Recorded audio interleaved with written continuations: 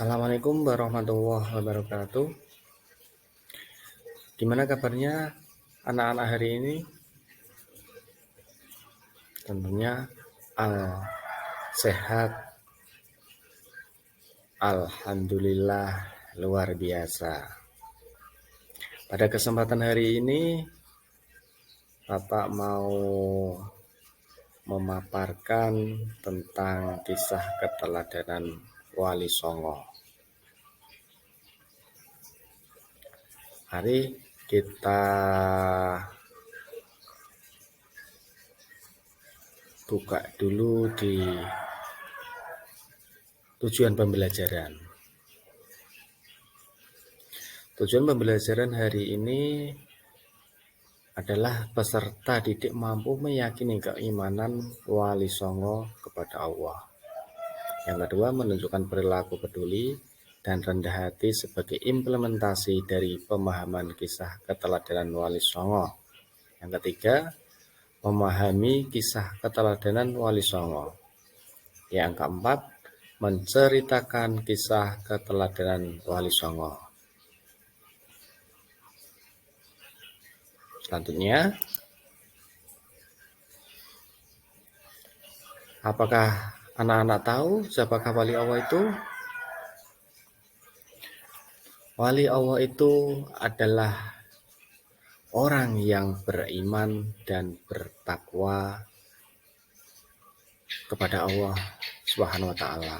Sampai melakukan hal-hal yang wajib, para wali Allah senantiasa melakukan hal-hal yang sunnah serta menjauhi hal-hal yang makruh. Dalam hal ini sudah dijelaskan dalam Al-Quran surat Yunus ayat 62 sampai 63 mengenai wali Allah itu. Yaitu dalam ayat itu yang artinya adalah, ingatlah wali-wali Allah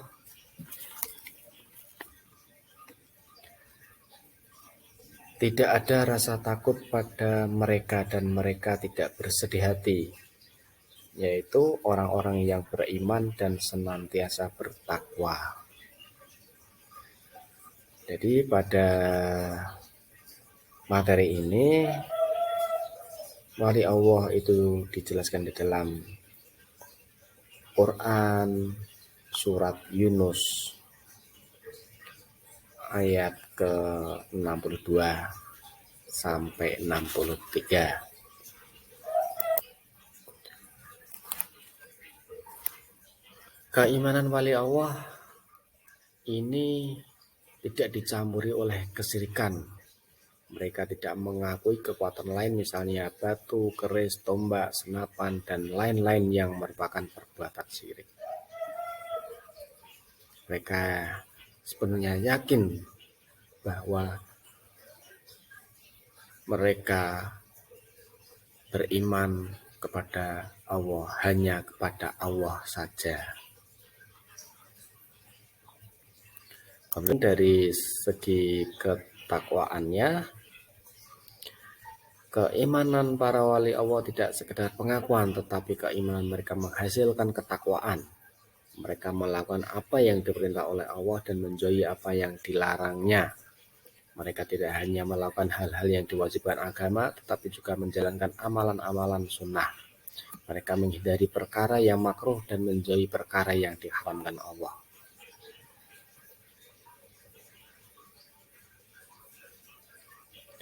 Kemudian selanjutnya yang kita bahas pada kesempatan hari ini adalah kisah keteladanan Wali Songo yang kita pelajari. Yang pertama adalah Sunan Gresik. Kemudian hanya dua saja, yaitu yang kedua Sunan Ampel.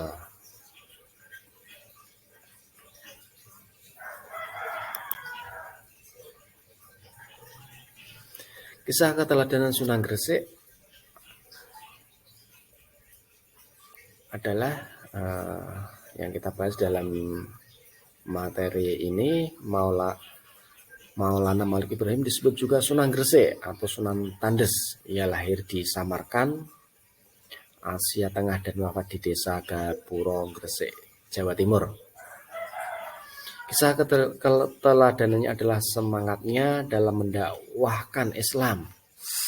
Sunan Gresik banyak membela rakyat, terutama rakyat Jawa yang tertindas oleh Majapahit pada waktu itu. Ia juga mengajarkan cara-cara baru bercocok tanam.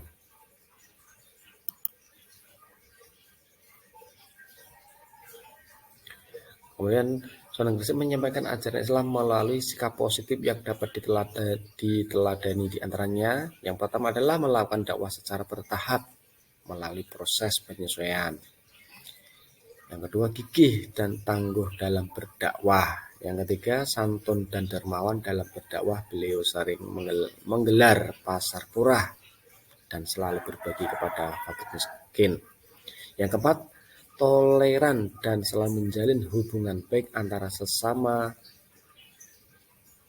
Sunan Gresik diangkat menjadi penasihat raja dan menteri kerajaan Majapahit pada masanya. Jadi Sunan Gresik ini adalah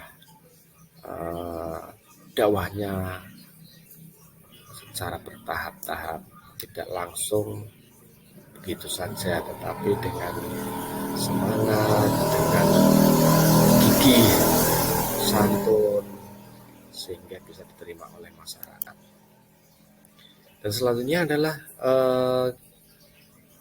kisahnya dari Maulana Malik Ibrahim, yaitu beliau juga dikenal dengan nama Syekh Maghribi. Beliau ahli pertanian juga, ahli pengobatan. Sejak beliau berada di Gresik, hasil pertanian rakyat Gresik meningkat tajam dan orang-orang sakit banyak yang disembuhkannya dengan daun-daunan tertentu. Beliau juga mendirikan pesantren yang merupakan perguruan Islam, tempat mendidik dan menggembleng para santri sebagai calon mubalik. Maulana Malik Ibrahim wafat pada tahun 882 Hijriah atau 1419 Masehi, dimakamkan di Kampung Gapuro, Gresik, Jawa Timur, sekitar 20 km dari sebelah barat kota Surabaya.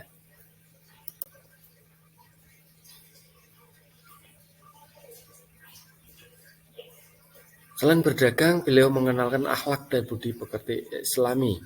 Beliau adalah pedagang yang murah hati, dermawan. Tidak hanya bantuan berupa materi, tetapi juga nasihat dan gagasan.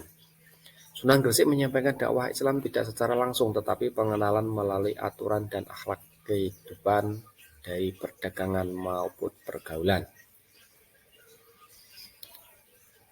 Begitu anak-anak untuk materi yang Sunan Gresik. Selanjutnya kita akan bahas materi yang kedua, yaitu kisah keteladanan Wali Songo yang kedua, Sunan Ampel. Sunan Ampel ini atau Raden Rahmat dianggap sebagai sesepuh oleh para wali lainnya. Makam Sunan Ampel terletak di dekat Masjid Ampel, Surabaya. Sunan Ampel mendirikan pesantren sebagai pusat pendidikan. Di antara para santri adalah Sunan Giri dan Raden Fatah. Beliau tidak membedakan antara pejabat, nelayan, petani, kalangan atas, kalangan bawah, orang Islam atau bukan orang Islam. Beliau sangat mengayomi kaum lemah, melindungi kaum kecil, dan menghargai kaum atas.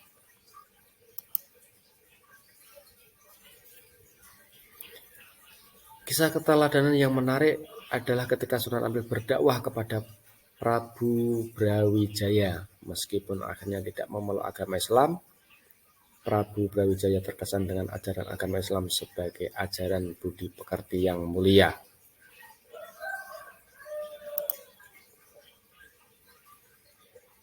Jadi dalam materi ini Sunan Ampel pertama kali ke Nusantara pada tahun 443 Masehi bersama keluarganya yang mendarat di Pantai Tuban. Tuban dia mengajarkan agama Islam kepada masyarakat. Kepribadian yang santun membuat masyarakat tertarik dan mengikuti ajarannya. Akhirnya dia menikah dengan putri Bupati Tuban yang bernama Nyi Ageng Manila. Sejak menikah dia dikenal dengan nama Raden Rahmat. Dari pernikahan ini, Raden Rahmat dikaruniai 6 anak. 2 diantaranya adalah putra putrinya itu menjadi wali, yaitu Mahdum Ibrahim alias Sunan Bonang dan Raden Qasim alias Sunan Derajat. Sunan Ampel ini mengajarkan falsafah Molimo yang terkenal itu.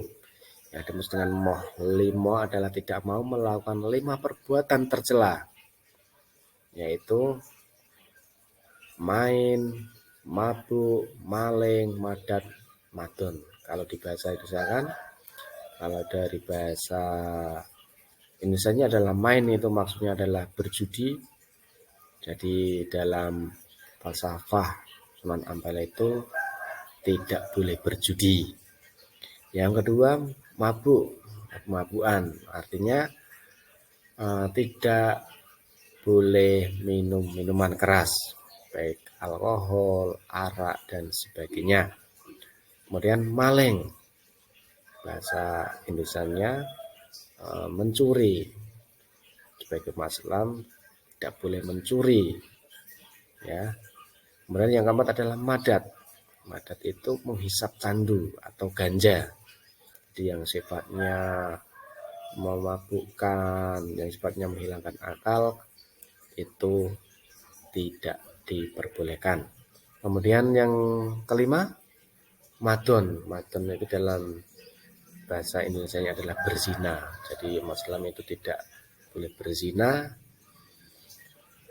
Dari 5 itu falsafah yang terkenal itu dengan falsafah Molimo dari Sunan Ampel. Begitu anak-anak yang Pak Guru sampaikan pada hari ini, dan semoga bermanfaat, semoga semangat untuk belajarnya, dan tetap jaga kesehatan, tetap menjaga dengan memakai masker, cuci tangan, dan jaga jarak. Terima kasih dari Pak Guru. Apabila ada kesalahan, kami mohon maaf yang sebesar-besarnya. Assalamualaikum warahmatullahi wabarakatuh.